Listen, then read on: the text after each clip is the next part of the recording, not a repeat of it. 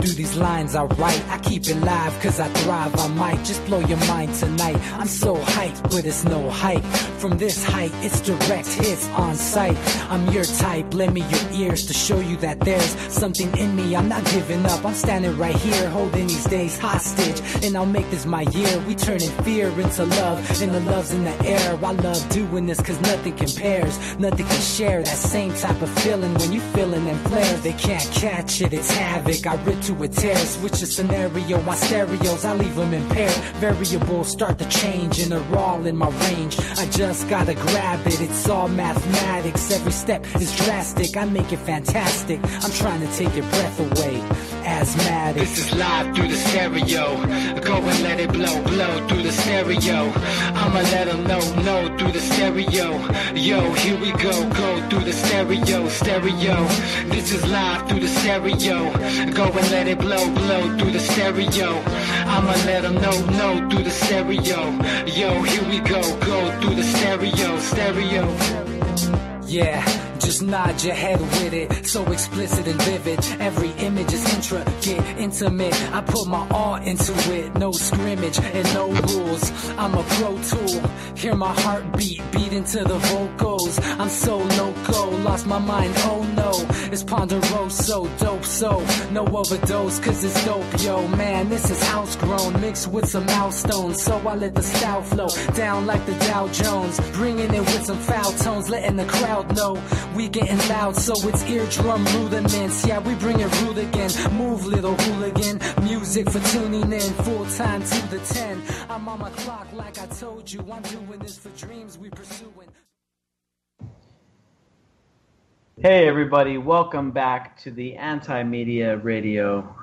Once again with your host Nick Burnaby here on ucy.tv and the antimedia.org/radio. Really happy to be back. It's Wednesday, August 2nd. Welcome to the month of August. The weather here in San Diego has been not its usual amazing sunny self. We normally get this gloomy weather through May and June, and then it's like the nicest summer anywhere in the country usually. But I guess El Nino and who knows what else is driving this, climate change, I don't know. But we've had like no summer, and now it's like humid as hell and raining and stuff. It's like, what the hell is going on? We're not in the deep south, we're in the dry west where it's supposed to be nice and temperate. Anyway, so I'm sweating like crazy here. Normally we're like spoiled with this nice cool weather where it's like 70 degrees every day. And it's like hot and humid, so I'm like kind of sweating my ass off here in the studio. Maybe that's too much information. But, it's just what's going on with me. August 2nd, you guys excited for this eclipse that's coming up? It's supposed to be a pretty good one if you're close enough to it. I guess you could probably see it from all around the country, but, there's like a stripe across the U.S. where you can see it like really well. Or it'll be a complete eclipse. So that's pretty interesting. We also have apparently the brightest, most visible meteor shower in the history of mankind is coming up. So, that should be interesting as well. I may try to get out into the hillsides here outside of San Diego and go try to get a glimpse of that. Because, you know what? It's important to enjoy ourselves, especially in the midst of this stupid, ridiculous political climate where, I know a lot of my family members and friends who are actual Democrats are like totally freaked out right now because they think Donald Trump is literally Hitler. You got a lot of other people on the other end of the spectrum that are just really discombobulated and not knowing what's going on. Donald Trump's campaign is so chaotic. It's probably stressful for the average, quote unquote informed person, the average American that watches the news every night, that thinks they know what's going on and pays close attention, probably votes every election. They're probably freaking out right now probably like really worried about stuff. And, I know us, we dig deep into this stuff, into the deeper issues, the oligarchy, the deep state, the foreign policy, the truth about the foreign policy. So for us, I guess it's not such a big shocker. I know for me, I'm not freaking out about Donald Trump because I don't see much different between him and Obama, really, when it comes deep down to the deep policies, when it comes to supporting Saudi Arabia, when it comes to continuing the war in Syria, when it comes to Yemen, the Middle East, Israel, NATO, Russia, all that stuff is basically the same. The continued rise of tensions with China, who's quickly becoming the strongest country in the world, that's passing us up, by the day. Not much has really changed on that front. All that's really changed, I guess, is the delivery of it. And in fact, these guys are probably able to pull off a little bit more stuff under Trump just because he's distracting everybody with all these PR stunts. They're negative PR stunts, but they're PR stunts. And everyone's talking about, Scaramucci is fired, the mooch is done, and it's like, Trump's can't keep his people in his campaign for more than 10 days. And yeah, it is pretty hilarious that Trump's entire, cabinet is in disarray. Seeing the government at a mini civil war with itself is, in some weird way, it's kind of satisfying because, we've been criticizing the government for so long. Not that we don't like the United States. I mean, I'm a U.S. citizen. I have a vested interest in making sure this place can be the best it can be, and that's why we criticize what's going on. Not because we dislike it, but because we're trying to improve what's happening here. We don't have to be a giant empire going around knocking over governments, and let's just be honest about it, for resources, for oil, for power, for geopolitics, for pipelines, or whatever they're doing now, for whatever it is they're looking for. And Venezuela is now coming into the target of the U.S. empire, and that's going to be probably the next country that may need some freedom brought to it.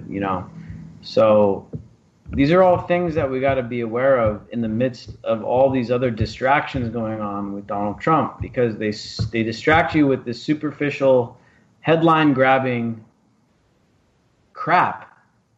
It's not policy. It's not, it's not something major happening. It's not diplomacy. It's crap. It's tabloid, reality TV crap. And maybe that's the role that Trump is going to play. I mean, look at him. He's a reality TV star. He was all those years on NBC telling people they're fired, and now he's going through people in his cabinet firing people left and right. I mean, it's this just ironic phenomenon that's happening with Trump. And I think the people who voted for him, I don't know what they're thinking. I know a lot of them, people just don't want to talk about it anymore because I guess they're embarrassed. They're embarrassed that they thought, Trump was going to do this and Trump was going to do that. I'll tell you what Trump did. Trump today signed a bill into law that he openly said, this is unconstitutional and it's deeply flawed. These are his words. And then he proceeded to sign the law, which proceeded to place sanctions on Russia, North Korea, and Iran. And these are things that the president is supposed to call the shots on, and Congress is now taking the reins. And so, Congress hasn't moved on the authorization of the use of force, which is actually something Congress is supposed to be doing, so they can say, hey, Trump, you can't just go around bombing countries anymore like you did to Syria. You can't go around bombing the Syrian government, because Congress is supposed to have that power. The Congress hasn't done that, but they did something they're not supposed to do, which is take away Trump's power to lift the sanctions or place sanctions on Russia. And of course, a lot of people who voted for Trump thought that Trump was going to improve relations with Russia. That's not going to happen. These sanctions, you already saw what happened. Putin already retaliated. He expelled over 700 diplomats out of Moscow, U.S. diplomats. So, tensions with Russia couldn't be worse. They couldn't be worse. We thought they were bad with Obama.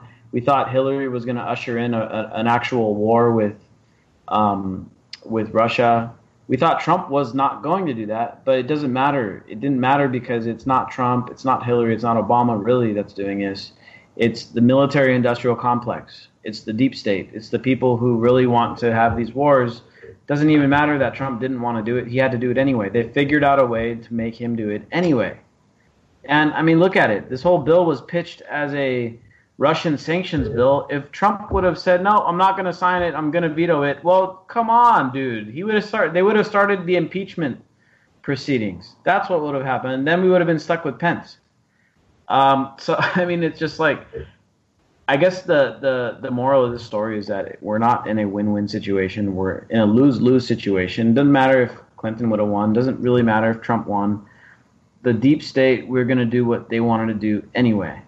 And the problem is, and the reason why we can't stop them at the moment, is because people keep putting stock in voting. People keep thinking, well, if we vote for Trump, we could lower the tensions with Russia. We won't have to fight them.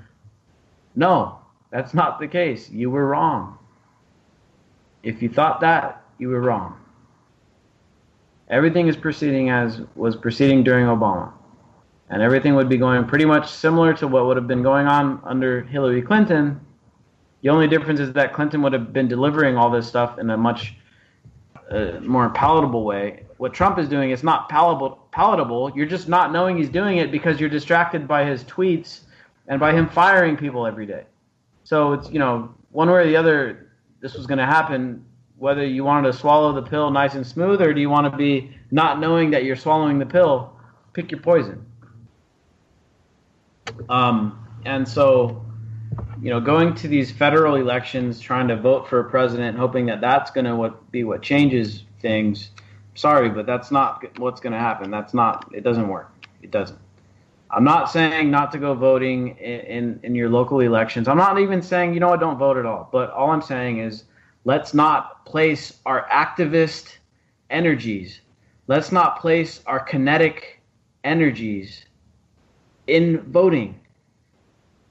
Don't spend your money on political candidates anymore. Don't go out petitioning for political candidates. Don't go out signature driving for political candidates. We have to switch it up. And this is why we like talking about agorism and counter-economics, redirecting your money and resources to your local community, building up the institutions who we don't want to rely any longer on government for, including healthcare. That should be our way of activism in the future, non-political. We don't need to be going and trying to get control of a political party or trying to get somebody at the head of a political party. These guys who elected Trump thought he was going to shake things up with the Republicans, and it's as if George Bush is running his foreign policy. Might as well. It's not. Nothing has changed. He just passed the budget today. Sorry, not today, but Trump recently signed the budget that raised spending. Trump is increasing spending. So all these people, all these alt-right people, like, oh well, I hate socialism, and socialism is bad, and just saying all these things like they oppose big government and they oppose socialism and they oppose the welfare state and shit. Trump just signed a budget that raises spending across the board, and where are these guys? Where are they at? So these guys are going, the alt-right and the little young demographic that Trump recruited, it was much smaller of a demographic than Obama got with his young supporters.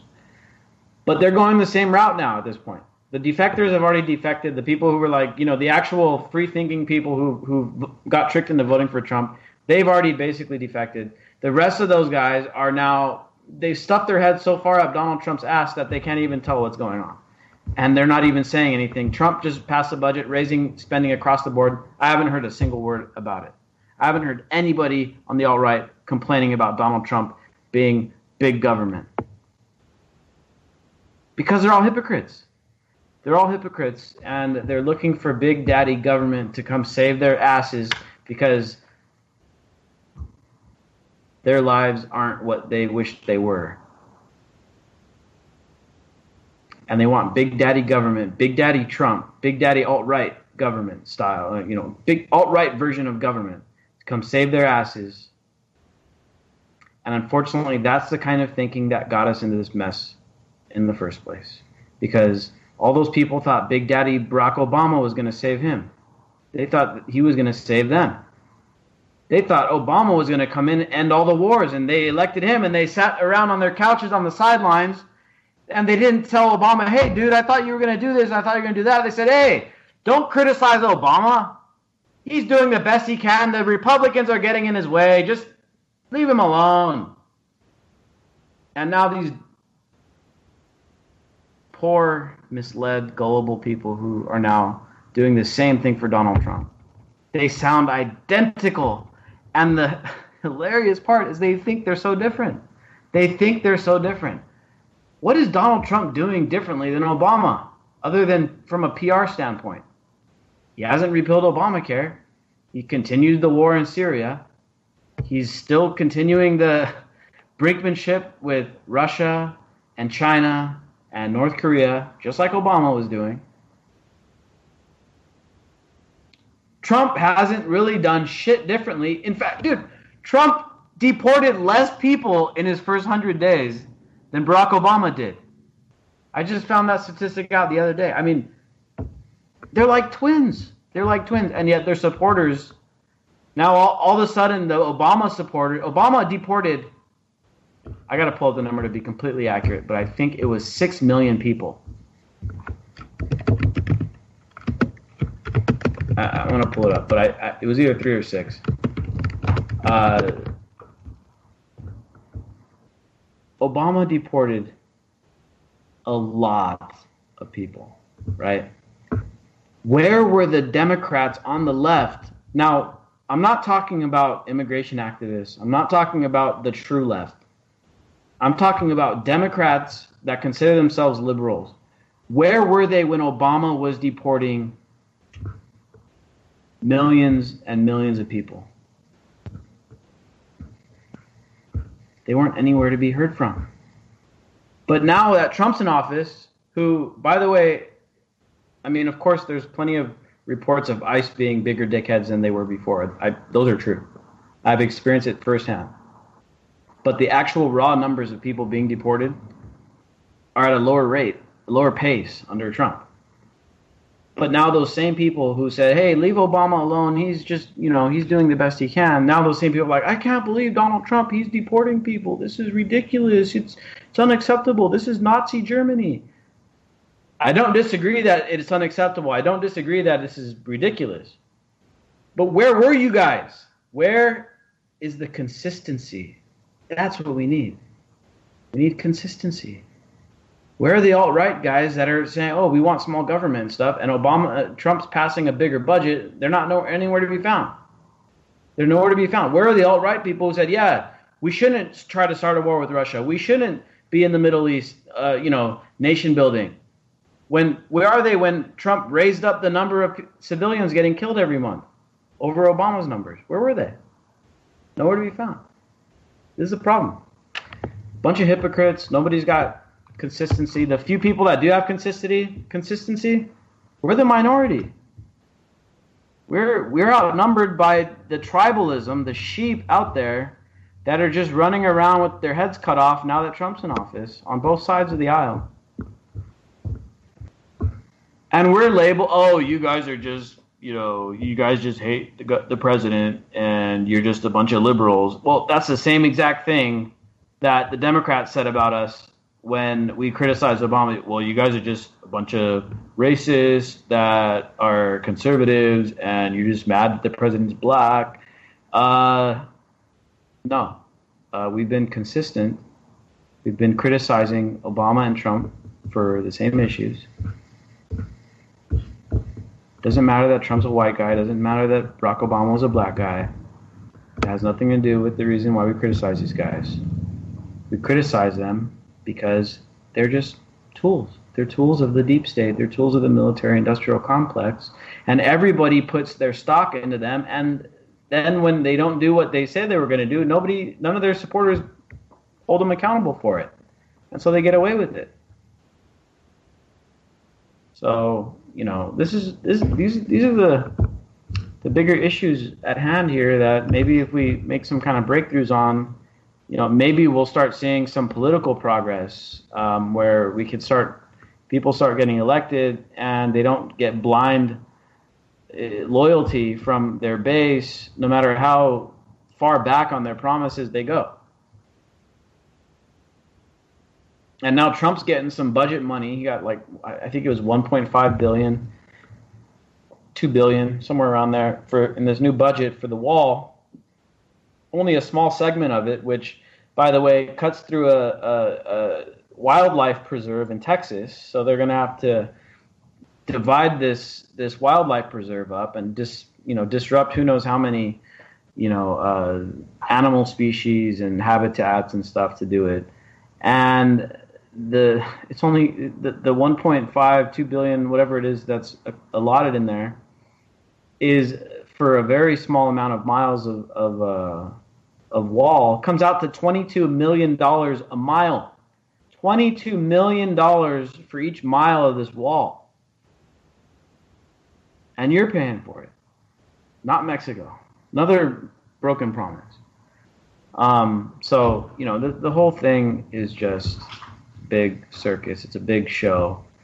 And it's on the people who keep on falling for it year after year. Every 4 years, everyone, it's like you get a new memory chip in your brain every 4 years. Like, all right, guys, let's open your head up, pull the brain out, erase all the memories you have for the last 4 years, stick a new brain in there, and you guys go vote again.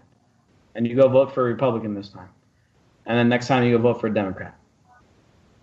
It's like we don't remember anything. That's our big problem. We're not remembering. That's all it is.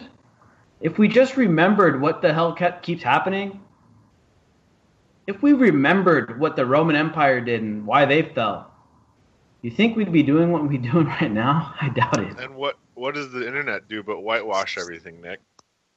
Yeah, and the internet is just a confirmation bias machine.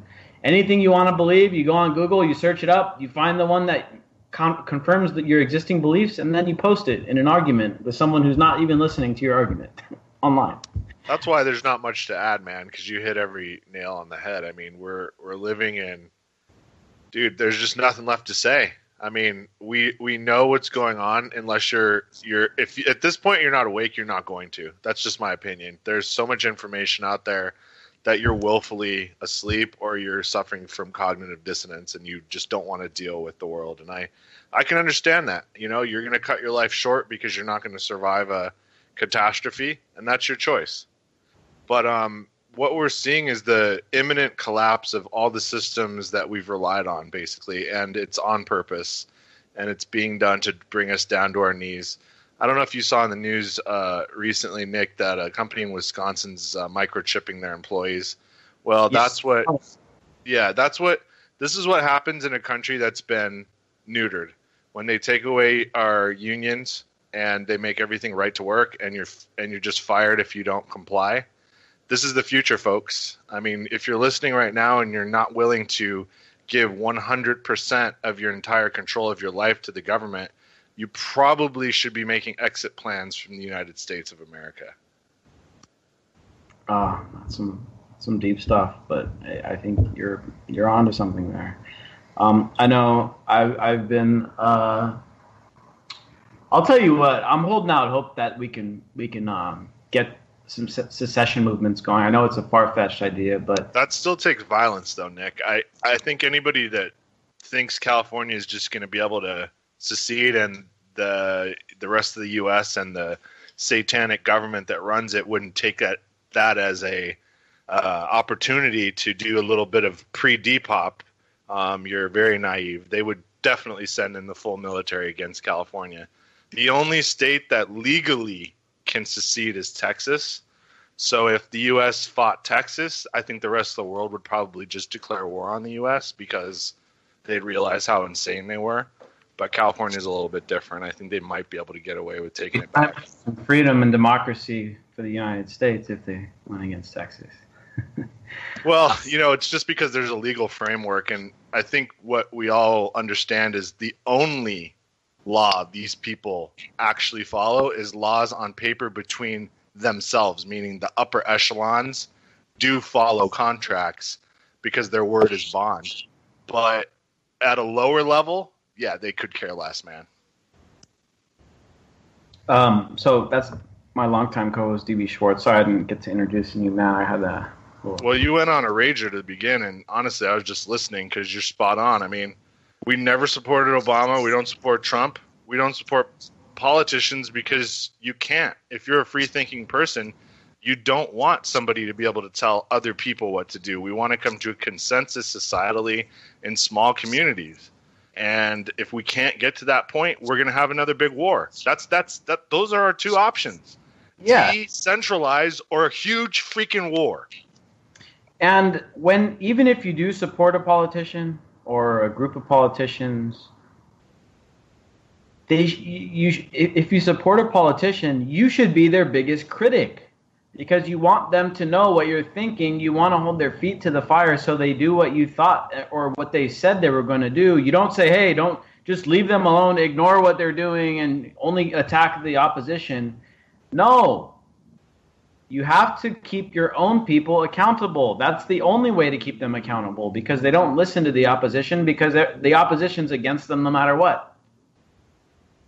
Except for when it comes to passing sanctions against Russia. 99% of the Congress agreed on that. In fact, you guys are going to kick out of this. The only two senators to vote against the Russian sanctions was actually Bernie Sanders and Rand Paul. So, that tells you something. Those are probably two of the only good senators in the whole Senate. Maybe there's a few more. I don't know, but I don't follow the Senate very closely. But I know those. Yeah, the Senate. Senate's a lost cause. You know what I mean? Yeah. The Senate's a lost cause. That's like that. I mean, historically, and I'm sure it's still very much the case. The senators used to be basically cousins of the king. Or historically they were all interrelated to the royalty, and they were the kings of the states. If you look up how the original 13 colonies were set up, so it's still that way, man. I mean, I would say at least half the senators are related directly to the line of succession up, presidents, vice. I mean, they're all cousins, dude. They're all related to King Edward or John or whatever. Yeah. Also joining us tonight is our awesome journalist, Jake Anderson. What's up, Jake? Hey, not much. So, you hanging there, man? I hear it's super hot up there in Portland. Yeah, it was like 105 air today. Ridiculous. That's normal. It was hotter here than Palm Springs desert. Yeah, I mean, I don't know. It was the same last year when I first got here. There's definitely heat waves in the summer, but I mean... And snow in the winter, right, Jake? Yeah, there was some ice this year. I mean, I don't want to blame it on climate change because there's, fluctuation. There's always been fluctuations in weather, but I mean, I think we're going to start seeing some really vicious storm seasons like hurricanes, and that's the only time the some of these rich elite people, that's when they'll take notice, is when some of their summer homes start getting, knocked down. Maybe, I don't know. Their heads are so far up their asses. I don't think there's anything that can be done with them. But yeah, Nick, you're right, though. The internet is the ultimate confirmation bias tool. I've actually, just as a experiment, I've just, if you take any subject, take any statement that you can imagine, and Google it, and you'll have plenty of good sources, and then do the exact opposite statement, add the word not, and you can get your own complete set of alternate facts on that. And no one does their own research. No one does their own. There's such a critical lack of free thinking in the country right now because people are so stigmatized and so triggered. Triggered isn't even the right word. It's like, I feel like issues that we've been suppressing subconsciously our entire lives are coming home to roost right now. And it has to do with decentralization, has to do with the corporate takeover, and people not really being self-reliant or community-based and afraid of their neighbors. And we're starting to see all of these issues. And sure, there are communities where this isn't the case. There's absolutely great communities all across the country. But for the most part, people are very alienated from each other. And that's exactly what the government and corporations want. Because when you're alienated, it creates this massive void that needs to be filled by laws to make you feel safer, police to make you feel safer, corporate goods to take away the emptiness, which then make you sick and make you need healthcare by the state. It's just this endless cycle. And some people are breaking out of it. And I agree with what you're saying, DB. At this point, people who aren't seeing over the fog layer are probably not going to. I think it's a waste of energy now to do anything beyond prep. Just personally, I know, Nick, of course, you're going to keep going with the anti-media, and I will too, but I see less returns from that energy now than trying to move the people that are already on board in a direction we need to go. And I think a lot of the people that aren't awake maybe will just snap into action if it becomes the trendy thing to do.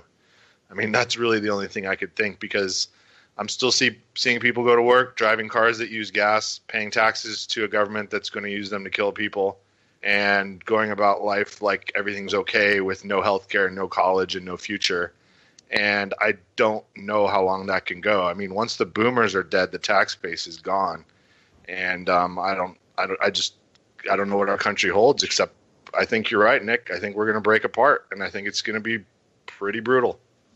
Yeah, I think one of the things going on, and Jake brought this up, kind of made me think about something, is, you know, at least for us at our age, and I know a lot of our listeners are around the same age too, but let's just generally say the millennial generation, right? At our age, a lot of our parents were already like well on their way to being in the middle class. They owned a home, they had a family going, everything was kind of okay. Cost of living was under control. Housing prices were pretty affordable. They can get decent jobs. They weren't in a lot of debt. That can't be said about us. You know, like the average person who has gone to college has a good amount of debt. They have a job that's maybe okay, but it's not like, oh, cool, like I'm on my way to being in the middle class now. Many of us don't have children, or, you know, are unmarried. We are not in the middle class. Unlike our parents before, it's like we are the first generation to be worse off. And that's now starting to become a consensus, is that the millennials are the first generation to be born since the birth of the U.S. that are actually worse off than their predecessors. You know, maybe you can say there was a brief time in the Great Depression, but you know, we're not as good off as our parents were. And so I guess maybe what the gap that was filled before with just materialism and the American dream and the owning your home and doing the whole family thing. We all know that a lot of our parents are miserable as hell. They're divorced, or if they're still together, they fight. We all know that. I know a lot of us have parents that aren't together. But in their younger years, they kind of had been, they were distracted with the American dream. They had the materialism, they had the stuff, whatever they wanted. They owned the home and all that stuff, and that kind of got them through. For us, I think there's more of a reckoning that has to go on, and that's why you're seeing the alt-right and the Antifa in the streets beating each other up at Trump rallies and shit like that, and huge counter-protesting, people getting violent, because we're really like, what the shit is going on? Like, there's some reckoning that needs to start happening. Otherwise, us young people, like you said, dude, like, it's just,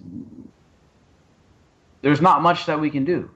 And it's going to be a really frustrating situation for a lot of people.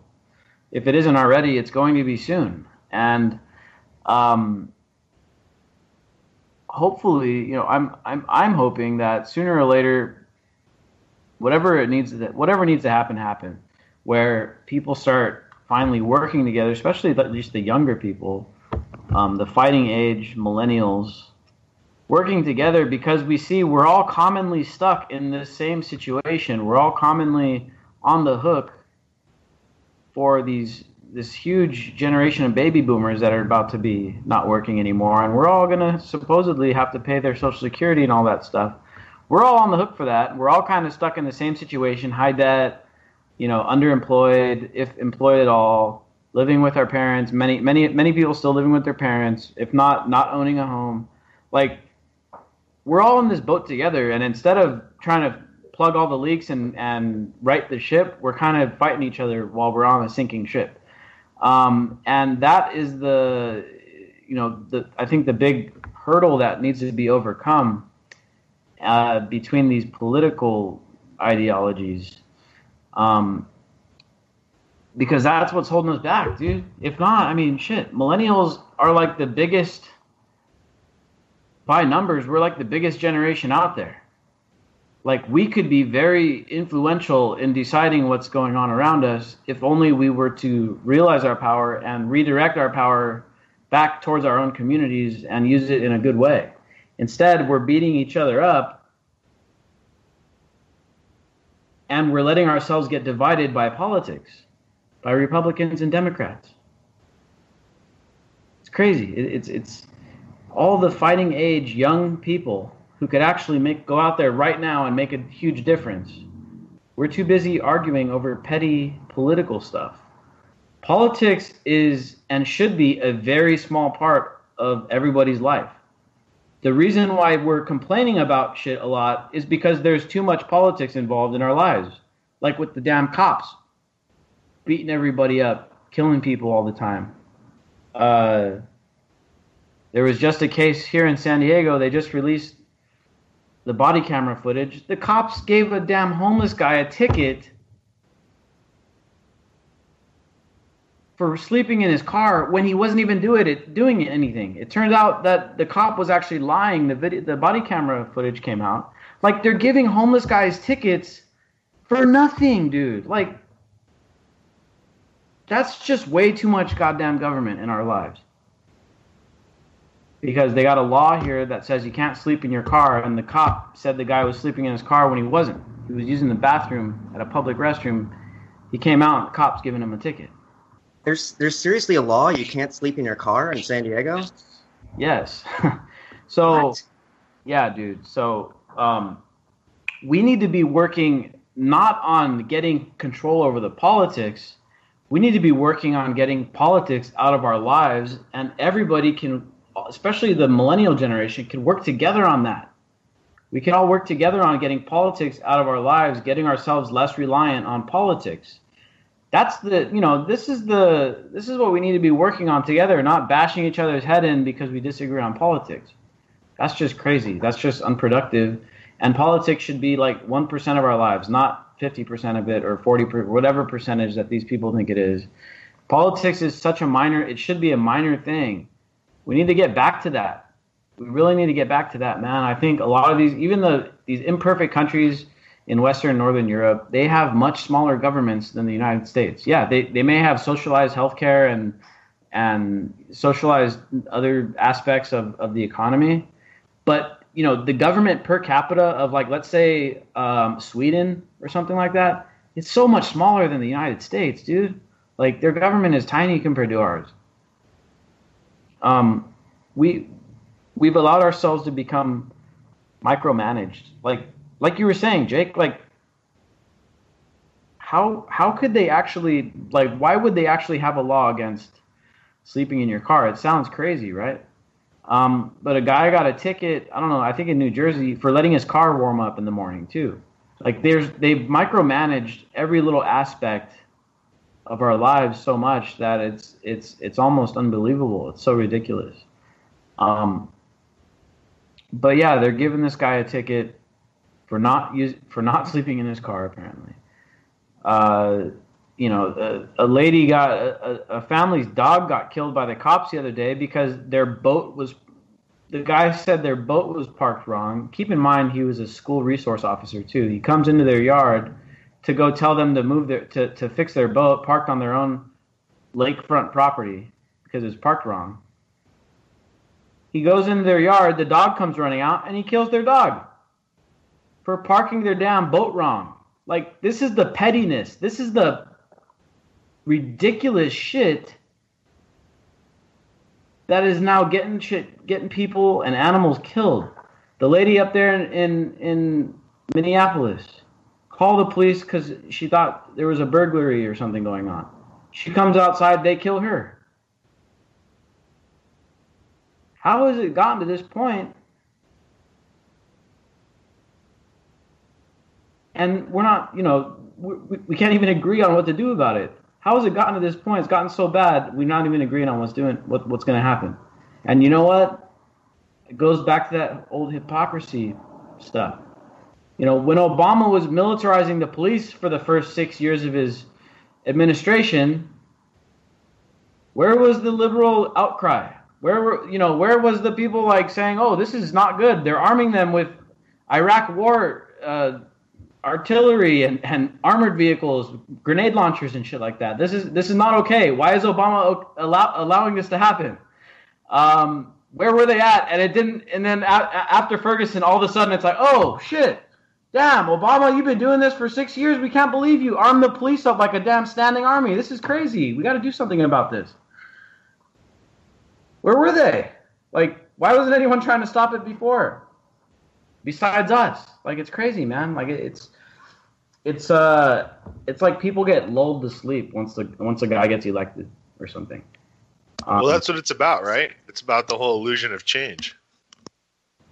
Yeah, the illusion of change, the illusion of choice, And they pacified a demographic in the country, albeit probably only for a year or two, that was going or threatened to actually create a civil war type scenario, heavily armed, primarily in the South, primarily not college educated. It is what it is, man. These are still the blue collar workers. And I mean, if you shit on the people that grow the food and fix the infrastructure, then they want to shit on you. And that's exactly what we have right now. Yeah, you guys brought that up last show too. That was a great point. Is, who was the biggest threat after, while Obama was in office? It was like a white militia uprising, right? And now that Trump's in office, where are they at? They're going out there rallying for the president and shit. They're like, yeah, we love the government now. Like, before the media used to call them anti-government militias, That was like the name of it. Anti-government militia shows up at Bundy Ranch and, here's the story. You can't even call them anti-government anymore because they're so far up Trump's ass that I can't tell where the militias begin and Trump's ass ends. So what are they now? Pro-government militias? Is that what they are? Pro-regime militias? Is that what we've devolved to? And Nick, what did this trans ban that really isn't even a ban, this trans ban on the military do? this trans ban got they made millennials defend the military. Mind blowing, dude. It's mind blowing. They really did. They pulled a number on him, man. Yeah, they made him fight for the right to go die.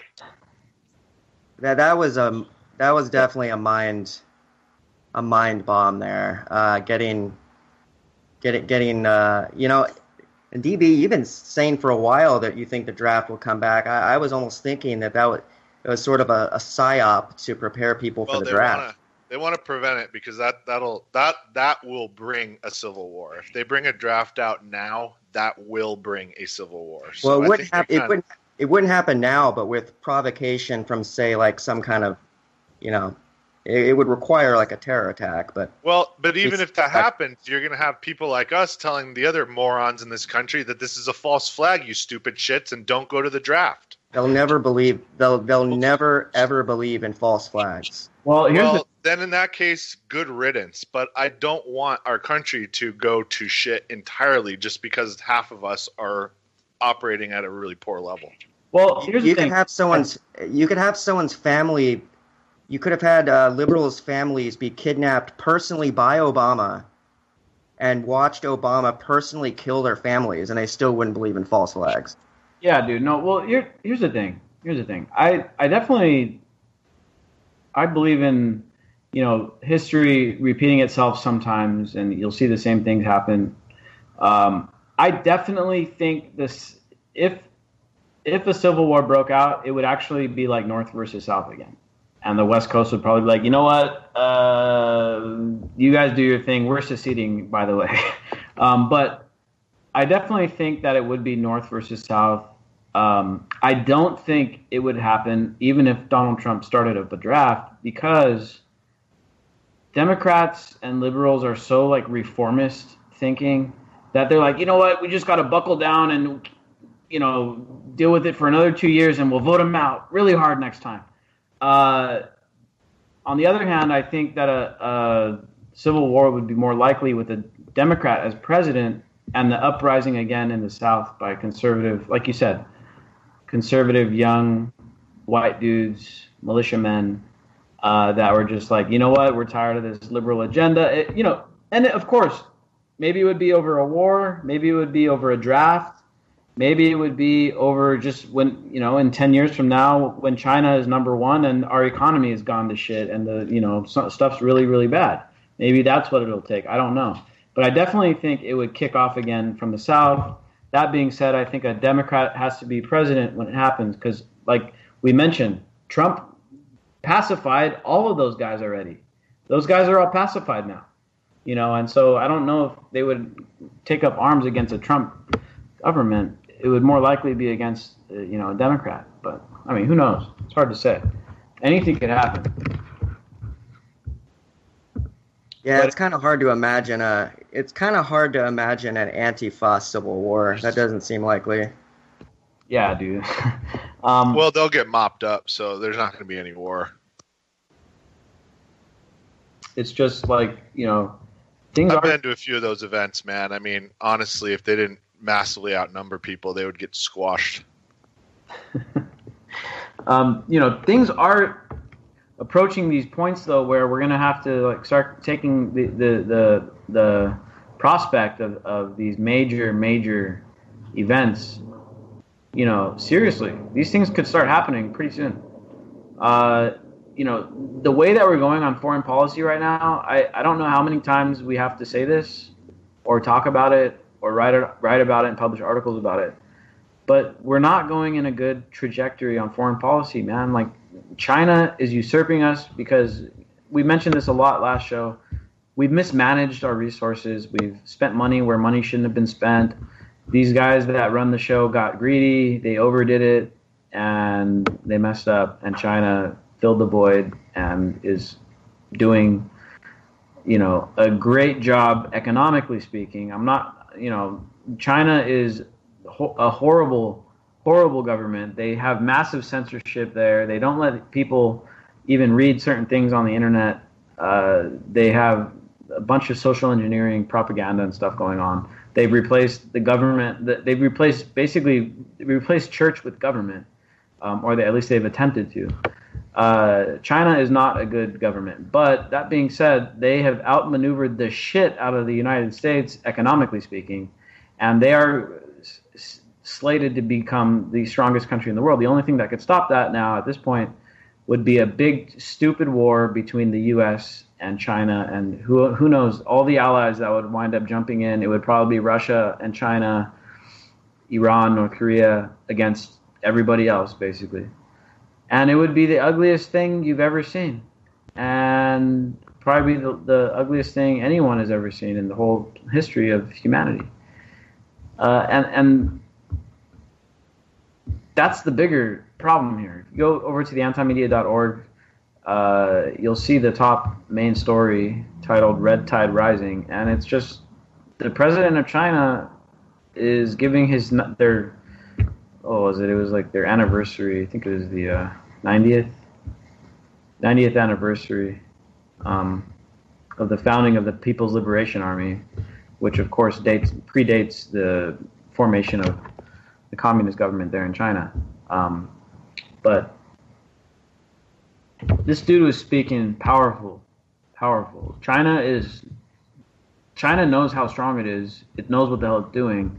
It's now built maybe the greatest economic infrastructure since the original Silk Road.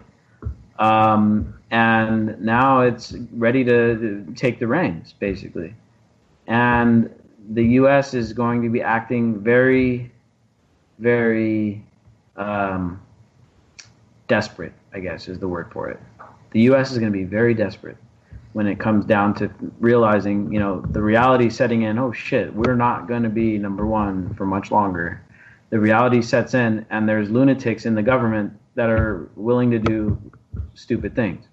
And that is the trajectory we're in right now. We're building up tension with China. We're not making friends. We're not making partnerships. We're building up tensions with them. We just slapped sanctions onto Russia. We just slapped sanctions onto Iran. We just slapped sanctions onto North Korea. These are three of the countries who I just mentioned if there's a big war, they're going to be the ones fighting against us. Guess what? We just put sanctions on all three of them.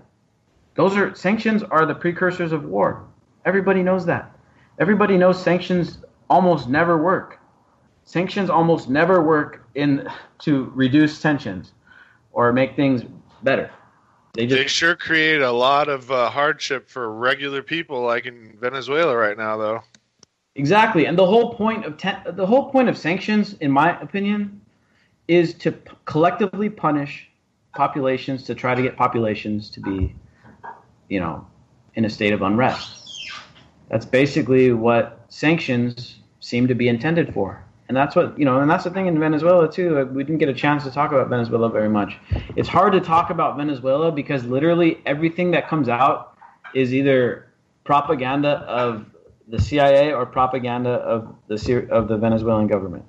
And you guys know that I don't really speak fondly of any government out there, including the Venezuelan government. I don't know exactly what they're up to or what they do. I've seen videos of them beating the shit out of guys and, cracking down on protests and stuff. On the other hand... Well, Abby Martin had a Molotov cocktail thrown, at her feet. I mean, she's lucky she didn't get hurt. So they're playing for keeps. It's getting lethal. The cops confiscated everybody's guns door to door, just like they would love to do here. And that's what happens when you give government total control. I mean, we can't say it enough. When government has total control, you die. Yeah. And so the scenario there, and then everything you see on New York Times, Washington Post, and then these are essentially like CIA press releases, more or less. And so everything you see in Western media is building up a sympathetic cause for intervention in Venezuela. I mean, I don't know. You can go ask the random person on the street what they think, and if they know about what's going on, they'd probably be like, yeah, we need to do something about that, just like we need to do about North Korea. But the honest truth is that we need to, first of all, stop putting sanctions on people in Venezuela. When was the last time Venezuela attacked the United States? Can somebody tell me? When was the last time Venezuela did something hurtful to the United States? Have they kidnapped Americans? Did they bomb our country? Did they shoot down a jet? Did they do any? Oh, wait, that's right, they haven't. So why are we placing sanctions on a country like Venezuela, hurting all their people, putting their people into a state of unrest, while at the same time, like, oh, yeah, it's fine that Israel bombs out these, neighborhoods in Palestine, and it's fine that, right now Saudi Arabia, you guys probably haven't even heard of this. Saudi Arabia is basically committing a genocide within its own borders in a city that's mostly Shia, which is the minority sect of Islam in Saudi Arabia. They're basically telling everyone in a city that is dominated by this other form of Islam that they either have to leave or they're all going to die. And they're already bombing this city out. They're bombing their own city. Why isn't this big news? Why are we talking about Venezuela? Oh, Venezuela, the United States needs to intervene in Venezuela. The elections aren't fair. We're literally selling arms and supporting Saudi Arabia, who is currently actively bombing its own people for being a different religion.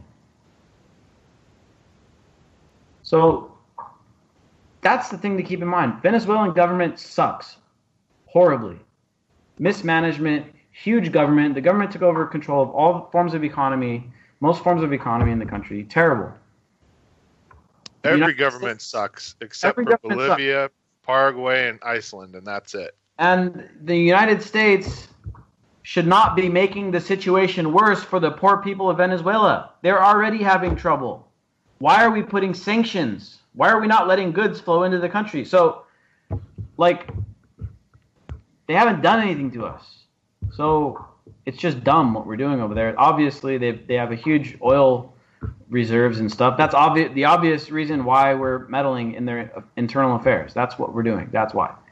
So I mean, it's not a secret that we all know Venezuela has a huge catch of oil and resources. Huge, biggest I think outside of the United States. Maybe it's in the top 5. I'm not sure, but it's really big. So that's what we're doing there, and we're just making a bad situation much, much worse. We need to let the people of Venezuela sort it out on their own. And you know what? I wouldn't be surprised if the U.S. started sending arms, if they aren't already covertly sending arms in. I wouldn't be surprised if the U.S. started sending arms into the opposition in Venezuela and start up a civil war over there, just like we did in Syria. This is what we do and what we've done over so many times over. So unless we're being honest, unless we say, you know what, we're sending our army down to Venezuela, we're invading their country and we're taking their shit, we're taking their oil. If they actually came out and said it like that and did it like that, we could probably actually do it and say, you know what, we're not hiding the fact we're an empire anymore. We're just going to take your shit. That would probably work. But sending arms in and just covertly arming the opposition and fueling a civil war, that's not going to work, and it's just going to wind up with a bunch of dead people. And that's the worst case scenario. So we need to just get out. Get out of Venezuela. Don't involve ourselves. Release the sanctions. Let the people down there sort it out. And that's it. It's pretty simple. Let people self-determine what their futures are going to be. Not have the United States dictate it for them.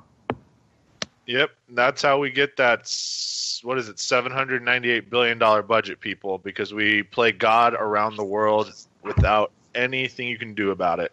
All around the world, acting like we know what's best for everybody else. Maybe socialism is better for people in Venezuela. I don't know. Maybe that's the best way to do it down there. Maybe they care about each other. Maybe they don't mind all living middle class with no super wealthy. Yeah, I mean, maybe that's what they want to do. Let them do it. It's none of our business. They're not hurting us. Venezuela has nothing to do with us. Anti-Media Radio. I'm on my clock like I told you. I'm doing this for dreams we pursuing, but call it a reality, cause there's no illusion. This is live through the stereo. Go and let it blow through the stereo. I'ma let them know through the stereo. Yo, here we go through the stereo. This is live through the stereo. Go and let it blow through the stereo. I'ma let them know through the stereo. Yo, here we go through the stereo.